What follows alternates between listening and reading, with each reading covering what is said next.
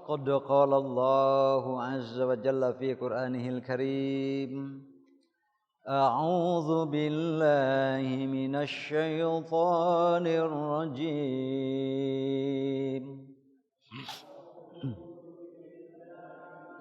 من الشيطان الرجيم سبحان الذي أسرى بعبده ليلا من المسجد الحرام إلى المسجد الأقصى سبحان الذي أسرى بعبده ليلا من المسجد الحرام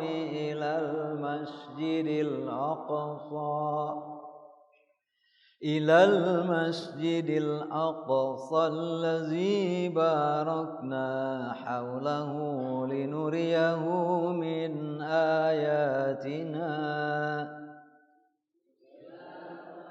المسجد الأقصى الذي باركنا حوله لنريه من آياتنا إنه هو السميع البصير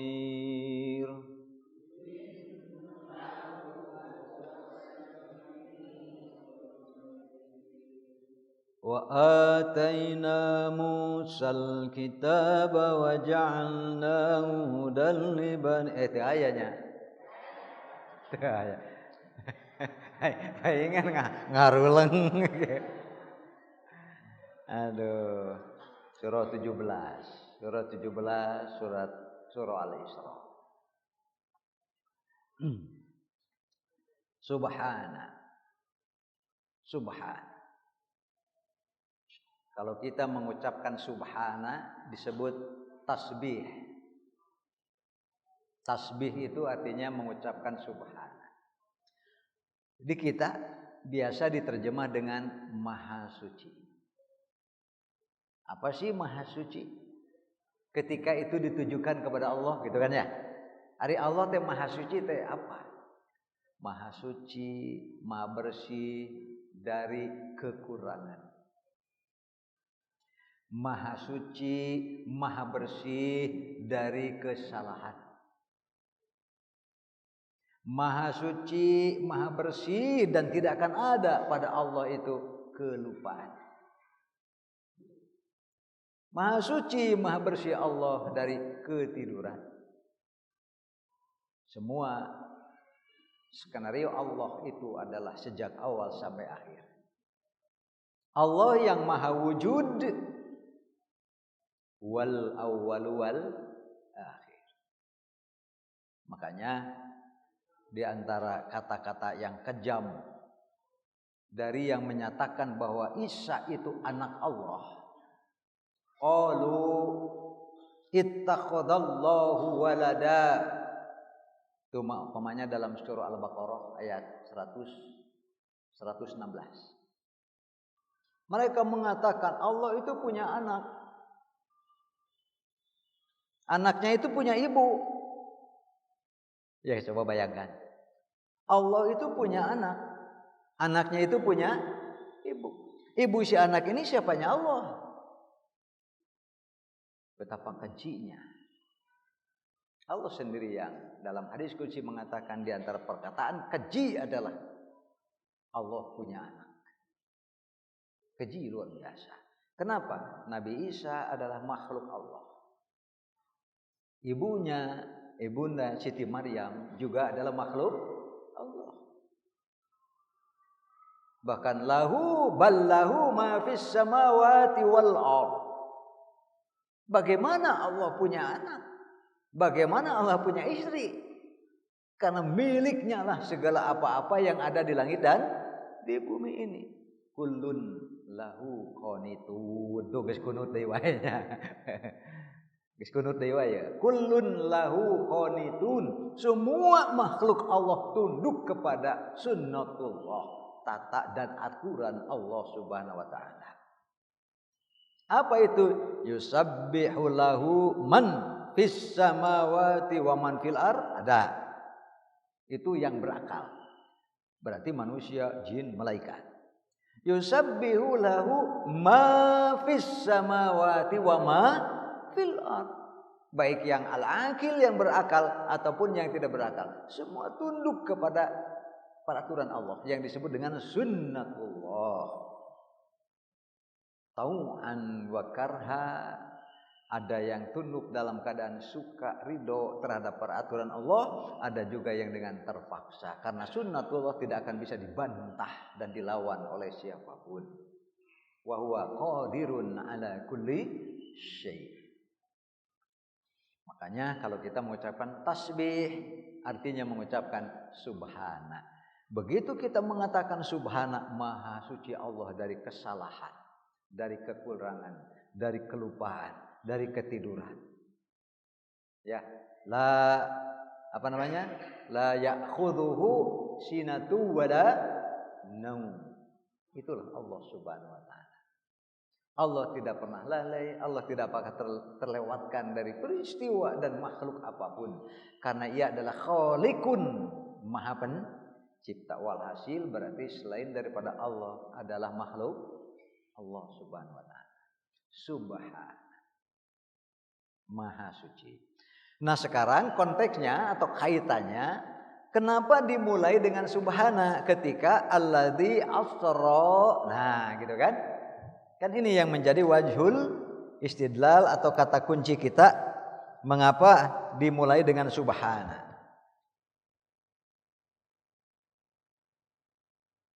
Subhana alladzi asra. Nah, bi'abdihi laila. Laila. Dan seterusnya. Nah ini, kenapa untuk kata-kata asra bi'amdihi lailan dimulai dengan subhana? Subhana itu berasal dari kata sabaha. Artinya menyeberang, untuk sampai di seberang. Sabahtu an-nahra, saya menyeberangi sungai. Sabahtul bahra, menyeberangi lautan, mengarungi lautan. Sabah. Ini namanya majaz. Meminjam kata, menyeberang gitu, supaya sampai kepada apa yang dimaksud, yaitu apa sih? Kalau pikiran kita tidak diseberangkan, maka kita akan mengatakan seperti orang jahiliyah, Muhammadun kadzib, Muhammad pendohong, pembohong. Muhammad itu yatakhayyal saja, dia hanya halusinasi. Malam-malam dia pergi. Coba bayangkan Bapak Ibu, ketika dilogikakan, masuk ke ruang di dalam hati kita, tetapi masuknya ke ruang ta'akuliyah. Ta'akuliyah artinya hanya bersifat logika. Ma yudrikuhul uqul, apa yang bisa dicerna oleh hanya akal pikiran. Tidak mungkin, mustahil. Ada seorang manusia, semua orang kenal. Bapak Ibu, di lingkungan kita ada seorang yang kita kenal sekali. Ya'rifunahu, seperti apa orang jahiliyah kenal kepada Nabi Muhammad? Kama ya'rifuna abna'ahum, seperti ibu bapak mengenal anaknya sendiri, karena memang hidup satu lingkungan. Setiap hari ketemu. Coba bayangkan, tiba-tiba orang yang kita kenal itu mengatakan, tadi malam saya dari Al-Masjidil Aqsa. Coba bayangkan. Malam-malam masih ketemu. Pagi-pagi bertemu lagi mengatakan tadi malam saya baru pulang dari Al-Aqsa. Bukan cuma itu. Dari Al-Aqsa saya dibawa terbang oleh malaikat Jibril. Melintasi langit pertama. Ternyata ada pintu gerbangnya. Bayangkan Pak. Ketika Nabi Muhammad bercerita, seperti apa kira-kira pikiran orang yang tidak menggunakan subhana. Seberangkan dari logika semata-mata kepada satu ruang yang lebih tinggi lagi, namanya akidah.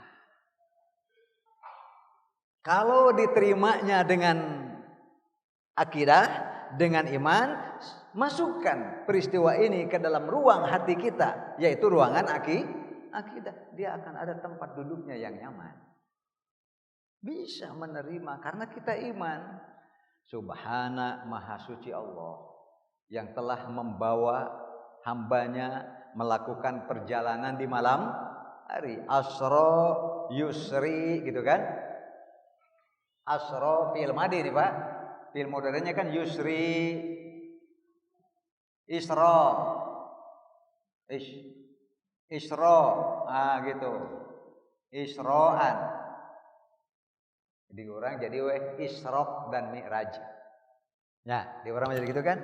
Israk, baca, dan mi'raj, mikraj, gitu, gitulah, gitu. Apa arti israk? Ini maksudnya.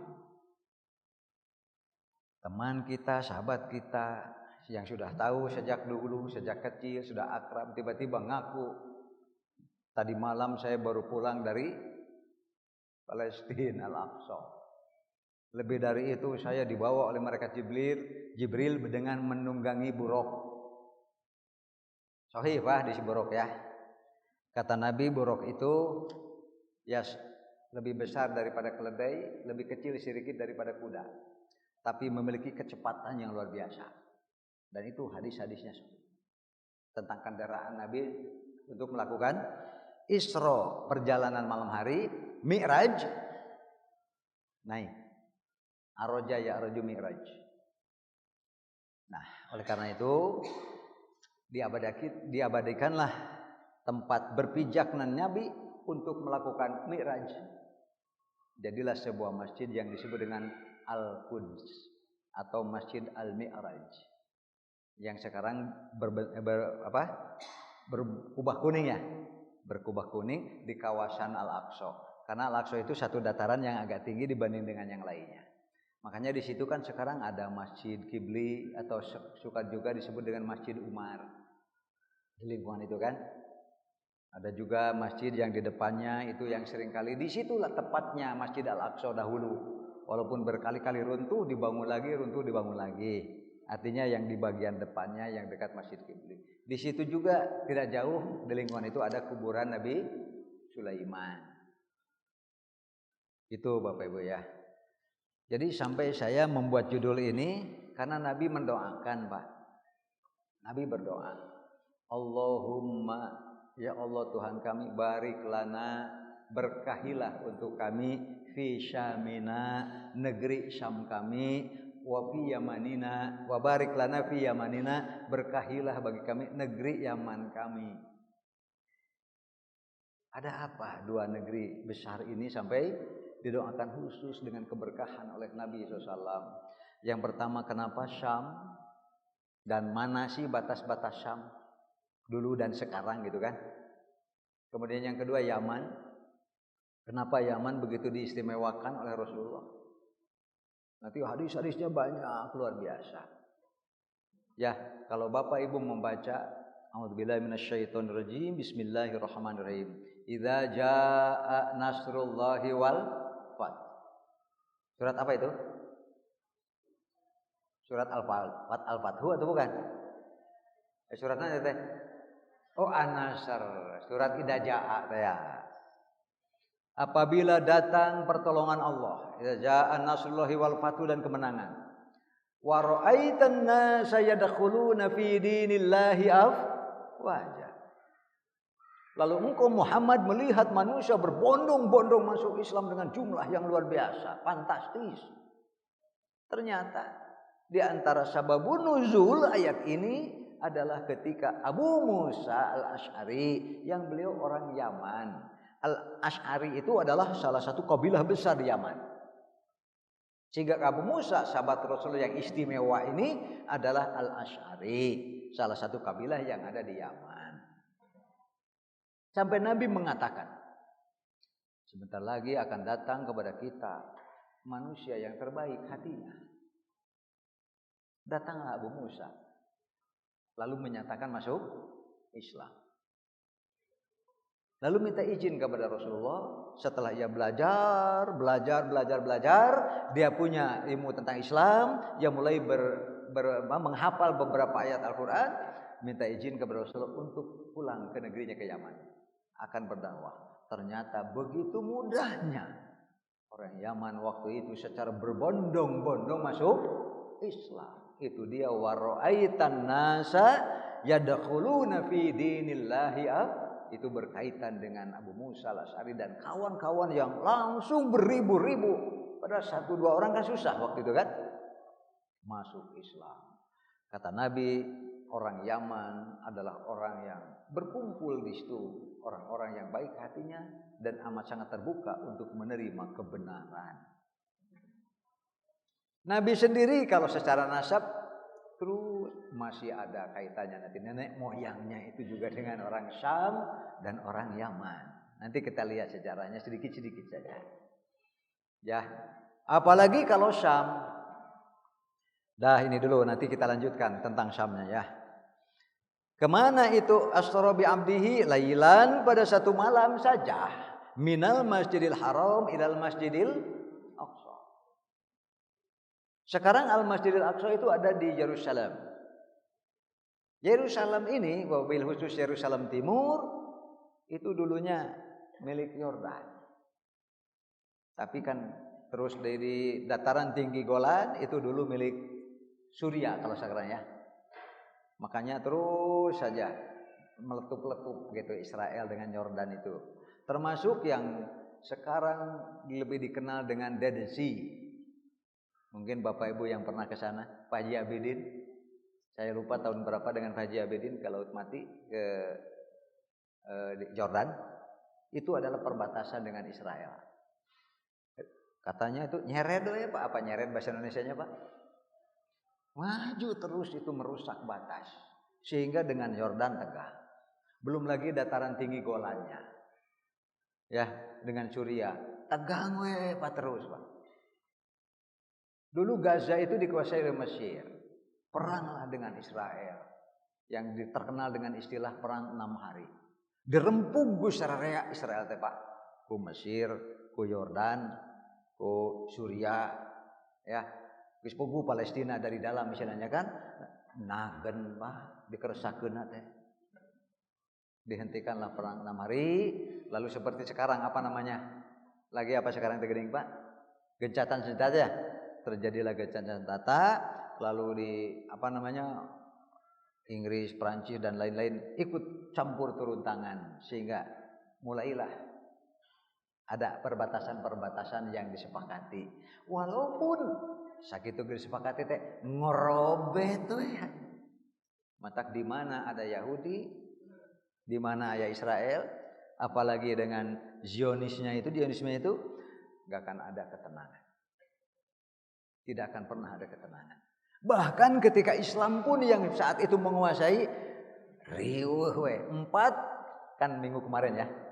Yahudi diusir yang ada di Madinah oleh Rasulullah karena terus melanggar perjanjian Madinah, piagam Madinah. Dahulu pada masa Umar selama hampir 400 tahun, Pak.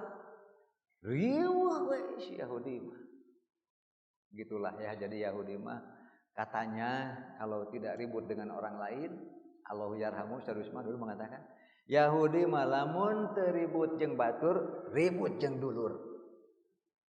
Kalau tidak ribut dengan pihak luar, maka mereka akan ribut di dalam sendiri. Supaya mereka kuat ikatannya dan tidak ribut di dalam, maka harus selalu mencari keributan dengan orang lain. Jadi wayahna. Ya, baik secara ekonomi, secara akidah, termasuk sekarang riweuh deui Yahudi mah. Geus teh urang laknat ku saraya laknat gitu cok. Coba ibu bapak berjamaah melaknat Yahudi, punten nagen. Apa bahasa Indonesia nagen, Pak? Di zaman Nabi Musa keneh dilaknat. Tapi kok Allah memberi kesempatan kepada mereka. Ternyata ini semua adalah supaya menjadi ujian bagi kaum muslimin. Watilkal ayyam, itulah hari-hari kami putar, Pak. Sejarah itu berulang. Nanti satu ketika akan dikuasai lagi oleh umat Islam. Itu janji Rasulullah.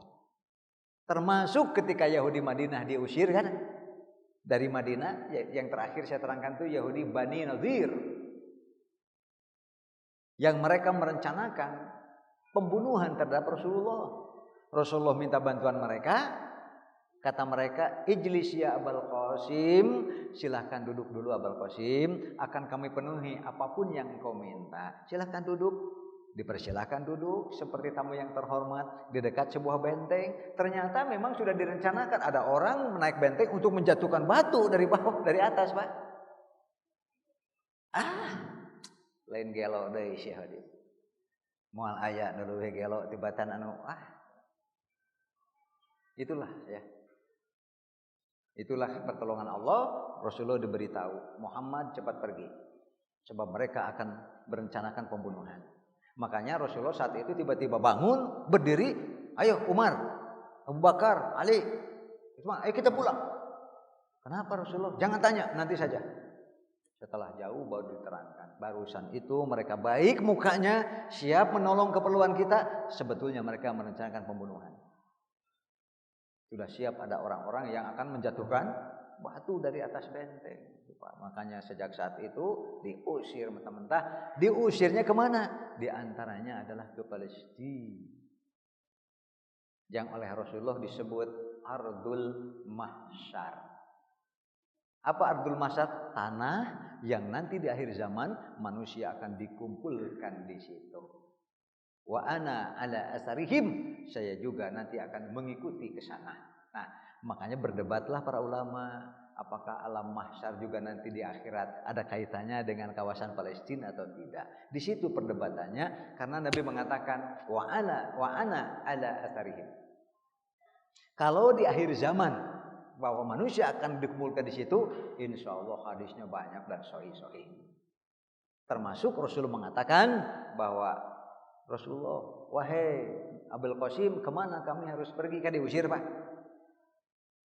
Pergilah kamu ke satu kawasan, Ardul Mahsyar namanya, yang ternyata sekarang disebut Palestina. Ilal Masjidil Haram, dari Al-Masjidil Aqsa ke Al-Masjidil Haram, garis bawahi lagi, alladzi barokna haula. Alladzi barok, berat, Pak. Jadi masuk ke pikirannya berat. Apa sih yang dimaksud alladzi barokna haula? Sebegini gentingnya, sebegini beratnya. Bahkan kalau sekarang sebegitu banyak korbannya. Di mana letak keberkahan Allah kepada negeri Palestina kalau begitu caranya? Sedangkan Allah sudah berfirman, laila minal masjidil aqsa ilal minal masjidil haram ilal masjidil aqsa. Lalu ada kata-kata titik-titik ya, allazi barokna. Ini paruh-paruh apa lah, barokna haulahu. Bahkan linuriyahu min ayatina, supaya Allah dapat memberi cahaya di antara tanda-tanda kekuasaan Allah.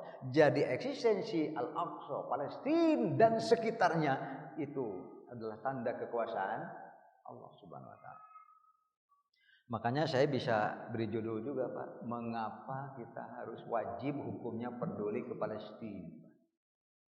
Mengapa kita wajib peduli karena ia adalah satu negeri yang khusus disebut oleh Al-Quran. Bahkan suka disebut dengan Biladul Anbiya. Palestina itu adalah negerinya para nabi, Pak. Coba menurut Bapak Ibu, siapa nabi yang lahir di Palestina atau tepatnya Yerusalem, Pak? Siapa saja, Pak? Nabi Ishak, Pak. Nabi Ishak. Kalau Nabi Ibrahim nanti masuknya ke kelompok para nabi yang pernah singgah di Palestina, gitu kan? Nabi Ibrahim kan istilahnya singgah atau jadi tinggal di situ, bahkan wafat di situ di sebelah barat yang disebut dengan kota Hebron. Di situ juga nanti ada Masjid Ibrahim atau suka disebut namanya Masjid Ibrahimi, Pak. Ya nanti bapak-bapak kalau ada waktu, mudah-mudahan keadaan kondusif lagi ya, Pak ya. Sok kadar itu. Ke Aqsa, amin gitu, amin. Ke Aqsa, di situ ada kuburan ibu kita Siti Sarah alaihissalam, ada monumennya, bangunannya ada masuk namanya Masjid Ibrahim atau dikenal dengan Masjid Ibrahimi. Kemudian ya ada kuburan Sulaiman. Nanti kan biasanya karena kita tidak punya hubungan diplomatik ya Pak ya dengan Israel, dan Indonesia memang sampai hari ini istiqomah tidak mengakui Israel sebagai negara. Indonesia hanya mengakui Israel Yahudi itu ada, tapi tinggal di negara Palestina. Jadi Indonesia mah hanya mengakui Palestina lah negara yang ada. Makanya kalau dengan Palestina kan kita ada dubes Palestina, karena kita memang punya hubungan diplomatik dengan Palestina dan mengakui kemerdekaan Palestina, dan kita menolak adanya negara Israel. Israel menurut Indonesia penumpang. Itu sejak zaman Soekarno Pak. Sejak istiqomah Soekarno itu ya. Sampai hari ini diteruskan oleh kita semua bahwa bagi kita tidak ada negara Israel. Mereka itu hanya penumpang yang nakal, jahat, dolim luar biasa. Ngen diakui cerdas pintar. Tak itu Pak, hari cerdas pintar jok dolim teduh. Nah gitu ya. Nabi Ishak lahir di situ Pak, di Yerusalem. Siapa lagi Pak? Nabi Ishak, Nabi Yakub, ya kan? Lahir di situ. Di Palestina, di Yerusalem. Putranya Nabi Yakub kan ada berapa? 11 ya. Yang jadi nabi saja. Siapa? Nabi Yusuf. Ya kan ya? Gitu, manusia terganteng di dunia teh. Nah, setelah itu putus dulu, Pak. Baru muncul Nabi Daud dan Nabi Sulaiman. Ya kan? Udah berapa tuh? Lahir di situ. Satu lagi memang tidak jauh jaraknya dari Aqsa, masih Yerusalem, maju sedikit ke barat namanya Bethlehem. Kalau sekarang kita kenal, itu dalam sejarahnya tempat lahirnya Nabi Isa alaihissalam, atau disitulah, kalau di situ sejarah saya baca sekarang ada semacam tugu gitu ya. Itu adalah pengganti dulu bahwa disitulah Siti Maryam bersandar waktu melahirkan Nabi Isa alaihissalam di Bethlehem, cuma 15 kiloan lah dari Al-Masjidil Aqsa. Nyaka dari itu Pak, pergi ke sana. Kenapa demikian? Karena Nabi yang bersabda Pak. Mengapa kita wajib peduli? Nabi yang bersabda, la tusyaddur rihal, janganlah berpayah-payah menyusahkan diri untuk bepergian illa ila salasati masajid, kecuali ketiga masjid. Bae ripuh oge paksakeun walaupun harus ambil resiko. Gitu Pak. Apa itu? Al-Masjidil Haram, Al-Masjidun Nabawi, dan Al-Masjidul Aqsa. Itu adalah tanda-tanda kekuasaan Allah Subhanahu wa ta'ala. Makanya sekali lagi Bapak, Ibu, kita harus peduli kepada siapapun yang mereka membela dan melindungi Al-Aqsa. Bisa dipahami ya? Sedangkan untuk sementara ini, sekarang ini, hanya orang Palestina lah yang harus berhadapan langsung dengan Yahudi, yang harus berhadapan langsung dengan Amerika dan lain-lain yang mendukung Yahudi. Cek bahasa Sunda mah sakitu ge kuat, karena mereka sebetulnya seolah-olah sendirian. Nah, sekarang itu mereka seolah-olah sendirian. Dulu, nah gitu Pak. Kita baca hadisnya. Kita baca hadisnya Pak. An Zaid bin Thabit, dari Zaid bin Thabit qala, ia berkata, bainama nahnu, ketika kami inda Rasulullah sallallahu alaihi wasallam, sedang bersama-sama dengan Rasulullah, di dekat di sisi Rasulullah. Yauman, suatu hari, hina qala, tiba-tiba Rasulullah bersabda, tuba lisyam, berbahagia sekali penduduk Syam. Tuba lisyam, berbahagia sekali penduduk Syam. Gitu kan? Fakultu, kata Zaid bin Thabit, saya berkata, ma balu asyam, kenapa Rasulullah, Syamlah yang Anda katakan, Anda sabdakan berbahagia sekali penduduk-penduduk Syam. Kenapa? Qala, ini kadang-kadang bergetar hati saya ini. Indonesia teka asup ya. Teka asup Indonesia ya. NKRI teka asup di dia. Apa itu? Al-malaikatu. Kalau di sini disebut al-malaikatu saja. Kalau dalam hadis lain malaikatur rahmah. Karena para malaikat rahmat basitu ajnihataha membentangkan sayap-sayapnya ala Syam menaungi Syam. Itu Pak, bukan doa, Pak. Itulah wahyu diterima oleh Rasulullah. Tuba lisyam, berbahagia sekali penduduk Syam. Tuba lisyam, berbahagia sekali penduduk Syam. Wa masyam, kenapa Syam Rasul? Ada apa? Itu al-malaikatu basitu ajnihataha 'ala Syam, karena para malaikat rahmat membentangkan menaungi Syam. Luar biasa ya Pak ya. Kenapa? Sekali lagi itu nanti akan menjadi tempat ardul mahsyar. Di akhir zaman manusia akan dikumpulkan. Nanti akan ada beberapa tahapannya. Nanti akan ada api muncul dari Yaman gitu Pak ya. Ya itu kenapa Yaman dan Syam disebutnya sering berbarengan. Yang menggiring manusia terjadi dulu gempa bumi di timur, gempa bumi di barat, gempa bumi bahkan longsor-longsor timur, barat, jazirah Arab, dan manusia nanti akan di dalam hadisnya begitu terus digiring. Muncul api dari Yaman yang menggiring manusia ke arah Syam. Syam itu apa? Nah, kalau sekarang Pak menjadi 4 negara dengan kejadian sejarah yang panjang, karena dulu suka disebut dengan Liga Arab yang terus berhadapan langsung dengan Israel. Itu dulu perangnya 4 Pak. Yang pertama Jordania, ya. Kemudian yang paling dekat saja, yang saat itu mayoritas penduduk Muslim, Mesir, yang menguasai Gaza. Dulu Gaza punya Mesir. Kemudian Syam atau Syria, dulu menguasai dataran tinggi Golan namanya. Kemudian yang disebut dengan Semenanjung Sinai. Kemudian lagi satu lagi apa? Yordania, Mesir dan Lebanon.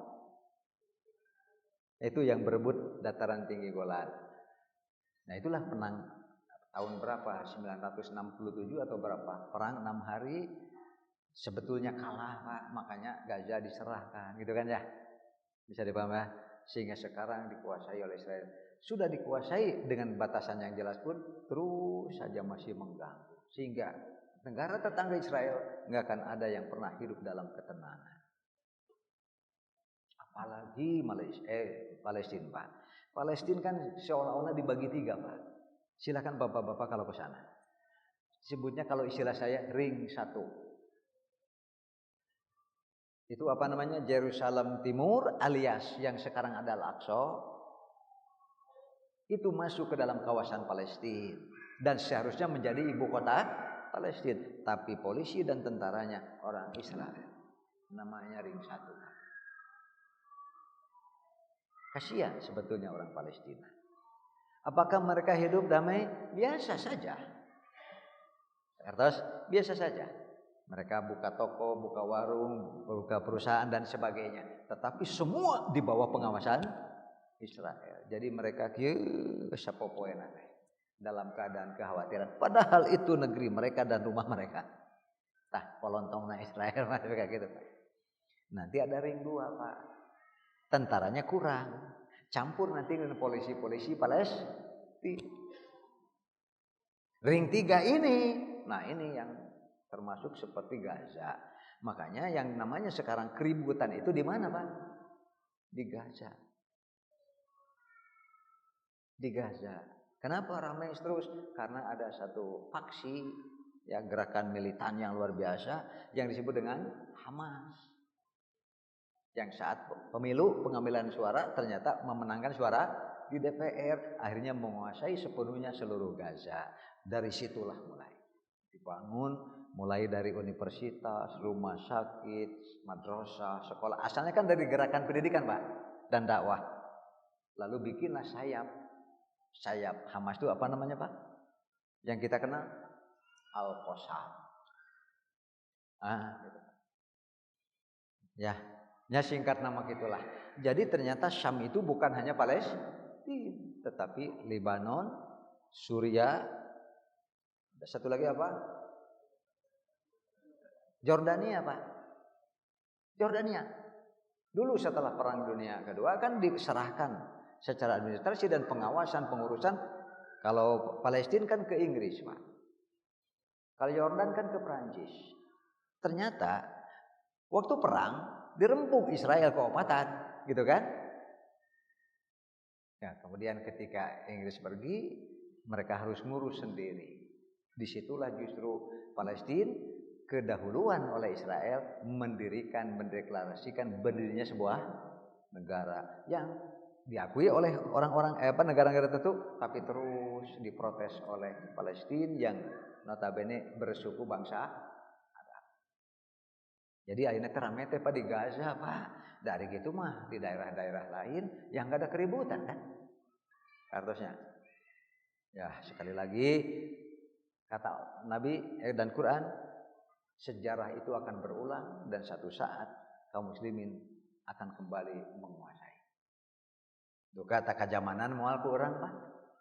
Jika urang kieu gitu pantes teh berkuasa tak gitu lah saya.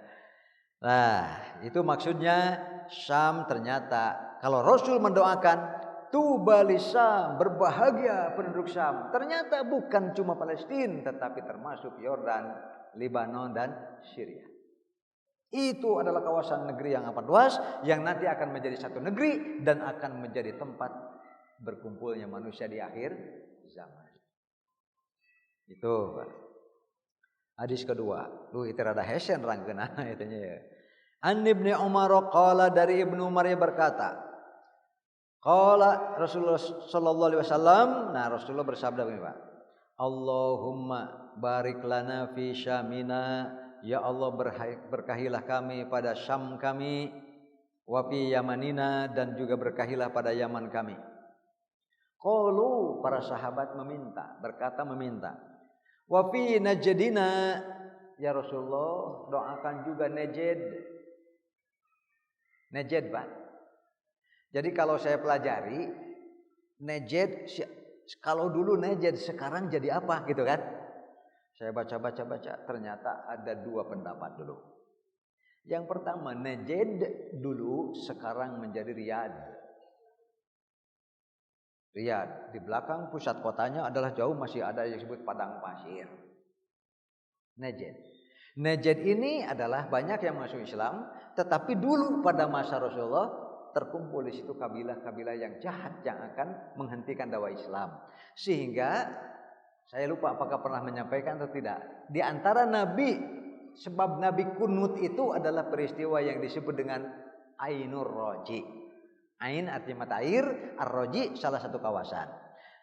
Datang tamu kepada Rasulullah meminta dikirim ustaz, meminta dikirim dai, meminta dikirim ahli agama. Dikirim 6 orang menuju Najd. Nah, dalam beberapa riwayat Najd di situ maksudnya adalah kalau sekarang Riyadh.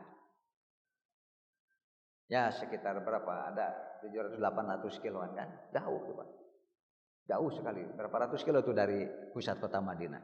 Tapi di tengah jalan, di satu kawasan yang namanya Ar-Roji, ternyata mereka dibantai. Masih pada bulan yang sama, ini bulan Safar Pak, pada tahun keempat. Bulan yang sama, datang lagi utusan dari beberapa kabilah. Ada Ri'lin, Zakwan, Usayyah, Bani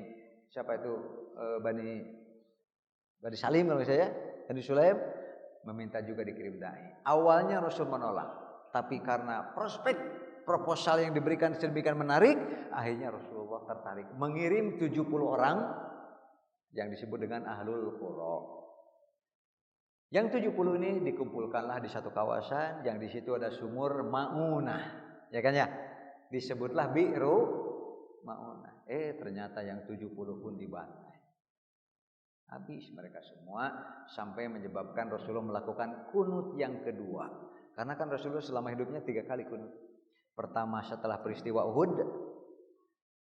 Yang kedua dua peristiwa 1 kali kunut. Namanya peristiwa Ar-Roji dan Bi'ru maunah. Yang ketiga, beberapa sahabat yang masuk Islam itu satu kabilah yang diwakili oleh Al-Walid bin Al-Walid.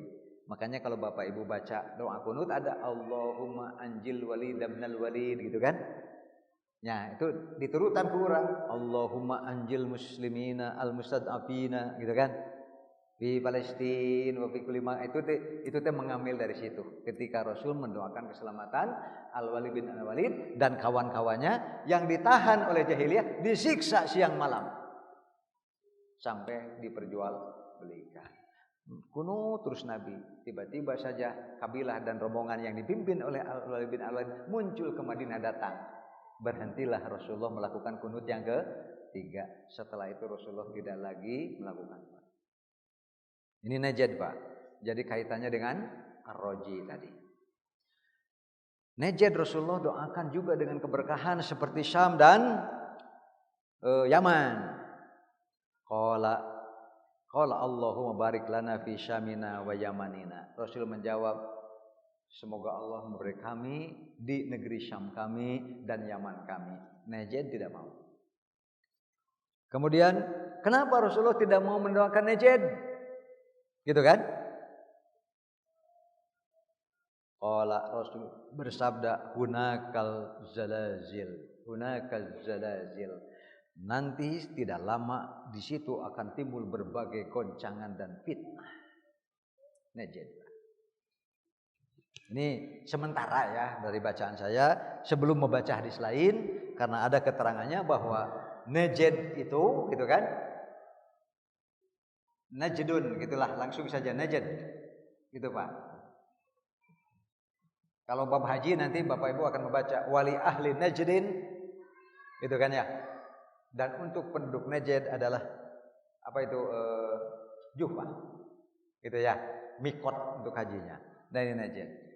Satu, para ulama mengatakan bahwa ini adalah kota yang sekarang jadi kota Riyadh. Ya kan? Nah, nanti ada hadis yang menerangkan maksud najd yang ada pada hadis ini adalah al-Iraq. Gitu, Pak. Memang dalam sejarah di kalangan masyarakat terkenal bahwa najd dulu itu yang banyak datang lalu masuk Islam, lalu ada kaitannya dengan peristiwa Ar-Roji tadi, itu adalah najd yang dimaksud Riyadh.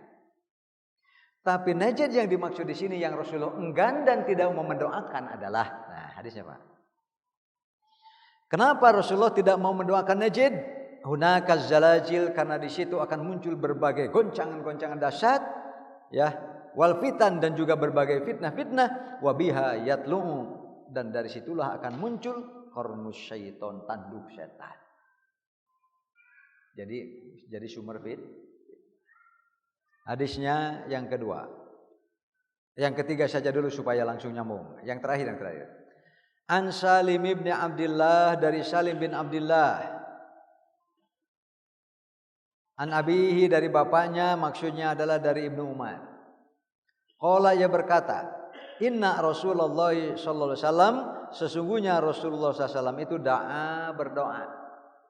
Qala, beliau mengucapkan doanya, Allahumma barik lana fi Makkatina, ya Allah berkahilah kami pada kota Mekah kami, termasuk yang didoakan. Wa barik lana fi Madinatina, ya Allah Tuhan kami berkahilah pada Madinah kami. Mekah jelas, Madinah pun jelas. Wa barik lana fi Syamina, dan berkahilah kami bagi kami pada negeri Syam kami. Nah, yang sekarang terbagi kepada 4 negara. Israel jangan dibawa-bawa, karena Israel bagi kita adalah penumpang yang dilindungi oleh negara-negara yang sekarang sedang kuat. Penumpang saja. Satu ketika insya Allah terusir lagi. Kemudian wabarik lana fi Yamanina, berkahilah kami pada negeri Yaman kami. Wabarik lana fi So'ina, berkahilah bagi kami pada sok kami, maksudnya sok Madinah, yaitu untuk mengukur ukuran, termasuk bisa dimanfaatkan untuk menunaikan zakat. Karena zakat adalah zakat fitrah so'an, 1 itu. Wa barik lana fi muddatina, dan berkahilah kami pada muddah kami. Maksudnya jangan sampai terjadi kelicikan dalam timbangan dan takaran. Faqala rajulun, seseorang berkata, kalau hadis di atas yang dimaksud rajulun adalah Zaid bin Thabit. Nah, gitu kan? Bertanyalah kepada Rasulullah atau memohon, ya Rasulullah, wa fi iraqina. Nah, kalau pada hadis di atas disebut Najd. Kalau hadis ini lebih jelas lagi, wa fi iraqina, ya Rasulullah doakan juga negeri Irak. Fa'arada anhu, Rasulullah malah berpaling dari orang itu. Faraddadaha salasan, lalu orang itu berulang kali sampai 3 kali mengulangi agar Rasulullah sudi mendoakan Irak dengan keberkahan. Kullu dzalika, setiap kali orang itu meminta agar Rasul mendoakan Irak, yaqulu rajul wa fi iraqina fayaridu anhu, selalu saja Rasul pun berpaling. Faqala biha, kata Rasulullah, biha, dari Iraklah al-zalazil, az-zalazil, berbagai guncangan, wal fitan, dan berbagai fitnah yang akan menimpa Islam dan kaum muslimin, wa minha, dan seterusnya, wa fi hadisil Baihaqi, dengan keterangan kalau di atas qarnus syaiton, di hadis Baihaqi qarnas syaiton, 2 tanduk setan. Hadirin yang satu iman, kenapa Nabi tidak mendoakan Irak? Saya juga tidak tahu ya, kecuali Nabi mengatakan di situ nanti akan muncul jadi sumber fitnah bagi Islam dan muslimin. Di antara para ulama mengaitkan dengan begitu peristiwa tahkim. Bapak Ibu pernah dengar ya tentang tahkim. Apa itu tahkim? Pada saat ternyata para sahabat pecah disebabkan fitnah semenjak terbunuhnya Utsman bin Affan. Yang ini menuduh itu, yang ini mengejar ini dan sebagainya, sampai sahabat terbagi 3 kelompok. Sahabat Rasulullah, sebetulnya saya paling enggan ya menceritakan ini, tapi ini adalah kenyataan tarikh. Ada yang mendukung kekhalifahan Ali bin Abi Thalib, tetapi ada yang mendukung Muawiyah yang menjadi pemimpin pecah. Ada juga sahabat yang saya tidak mau ikut-ikutan berpolitik, karena panas keadaan, sehingga muncullah ide untuk dilakukan tahkim. Apa tahkim? Masing-masing kelompok pendukung mengirim utusan. Gitu kan? Ali bin Abi Thalib dan para sahabat lainnya mengirim utusan. Abu Musa al-Asy'ari. Sedangkan Muawiyah dan yang mendukungnya mengirim utusan. Abdullah bin Amr. Ya kalau tidak salah. Amr bin As ya. Amr bin As. Debat terbuka. Masing-masing dikasih podium. Kenapa harus Ali? Kenapa harus Muawiyah? Ternyata dalam debat terbuka itu Abu Musa al-Asy'ari kalah. Bisa dipaham Pak? Sehingga muncullah keputusan sekarang pemimpin tertinggi adalah Muawiyah.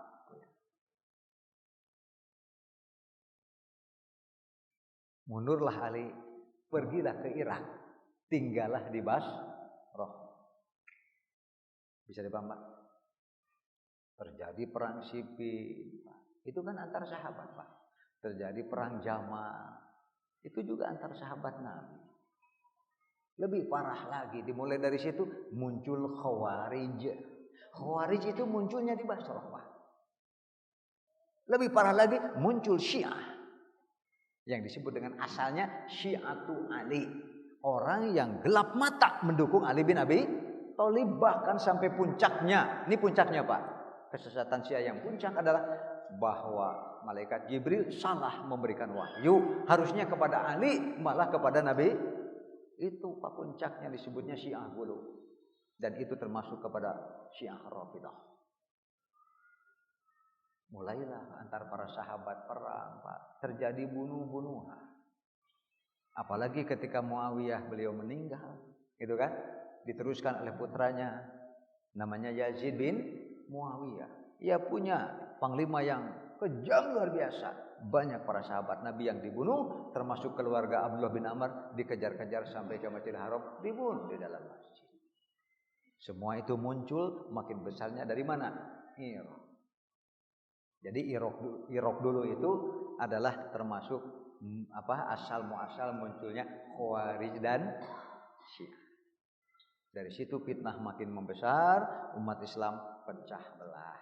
Makanya Rasul, tidak, saya tidak akan mendoakan Irak karena di situ akan menjadi sumber fitnah. Itu diantara menurut analisis para ulama. Jadi demikian Bapak Ibu, ini bisa negeri Syam dan Yaman yang diberkahi, atau paling tidak kita bisa buat tema mengapa kita harus selalu terkait hati kita dengan Palestina, harus selalu mendukung. Seperti kalau saya sekarang melihat demo-demo Pak, senang saya, senang Pak. Kemudian melihat bahwa belanja produk Israel dan apapun yang terafiliasi dengan Israel haram. Luar biasa Pak. Apa luar biasanya? Luar biasanya ya harus dengan apa kita menunjukkan kepedulian bahwa Palestina, wabil khusus Yerusalem dan Al-Aqsa itu adalah bagian dari kaum muslimin. Yang Nabi mengatakan jangan memaksakan berpayah-payah pergi kecuali 3 tempat, Masjidil Haram, Masjid Nabawi dan Al-Masjidil Aqsa. Ringkasnya dan gampangnya, sholat di Masjid Nabawi itu saja Pak 1000 kali sholat dibanding dengan masjid lainnya, gitu kan? Kecuali kalau Masjid Nabawi dibandingkan dengan Al-Masjidil Haram, karena sholat di Masjidil Haram 100 kali dibanding dengan Masjid Nabawi. Sedangkan Masjidil Aqsa nisfun, setengah dari Al-Masjidil Nabawi. Itu mengapa kita harus selalu terkait, tidak boleh terputus. Makanya apapun kita lakukan, minimal yang paling kita bisa adalah pasti mendoakan Palestina, Al-Aqsa, dan siapapun yang membela kemerdekaan Al-Aqsa, berarti kita wajib berada di pihak. Katos Bapak Ibu ya, itu yang ingin saya sampaikan. Sekali lagi mudah-mudahan sekecil apapun ada sumbangsih kita bahwa kita peduli dengan Al-Masjidil Aqsa dan siapapun yang membela dan melindungi Al-Masjidil.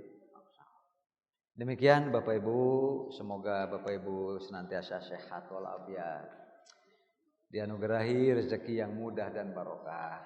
Terutama kita adalah keluarga dan sekaligus jamaah di sini. Semoga tetap nanti berjamaah di surga Allah Subhanahu wa taala. Aqulu qouli hadza wa astaghfirullah li wa lakum wa lakum minkum. Wassalamualaikum warahmatullahi wabarakatuh.